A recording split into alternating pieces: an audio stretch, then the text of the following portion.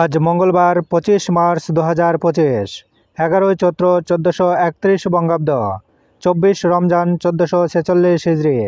জানিয়ে দেব আজকের দৈনিক ইত্তেফাক পত্রিকার শিরোনামগুলো। ঈদের ছুটিতে নিরাপত্তার শঙ্কা, সব ইউনিটকে সক্রিয় করা হয়েছে পুলিশ সদর দপ্তর।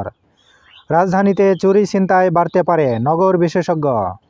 ভারসাম্যপূর্ণ উন্নয়নের মাধ্যমে এগিয়ে যাবে দেশ, বললেন প্রধান উপদেষ্টা। সীতাকুণ্ড সন্দ্বীপ সমুদ্রপথে প্রথম ফেরি সার্ভিস চালু। হামজা সুনীলের পায়ে বাংলাদেশ ভারত লড়াই আজ। উত্তাল তুরস্ক, গ্রেপ্তার 13 শতাধিক। কারাবন্দী ইমামুলই প্রেসিডেন্ট প্রার্থী। গণতান্ত্রিক মূল্যবোধ বজায় রাখার আহ্বান ইইউয়ের। মাঠেই অসুস্থ হয়ে গেলেন তামিম। হার্টে রিং পরানো হলেও জটিলতা কমেনি। প্রতিদিন দৈনিক পত্রিকাগুলোর শিরোনাম জানতে লাইক, কমেন্ট এবং সাবস্ক্রাইব করুন। এবার শেষের পাতা। প্রধান উপদেষ্টার চীন সফর ঘিরে ষড়যন্ত্র চলছে, বললেন রিজভী।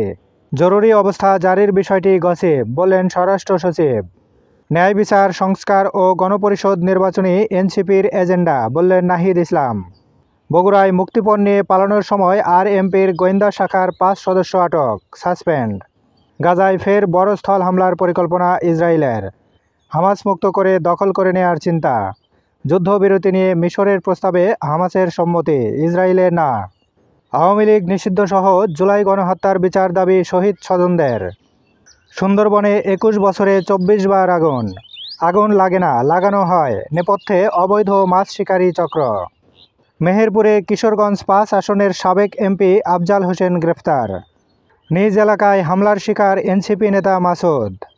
অন্যায়, অত্যাচার, চাঁদাবাজির বিরুদ্ধে প্রতিরোধ গড়বে এনসিপি, বললেন সার্জিস।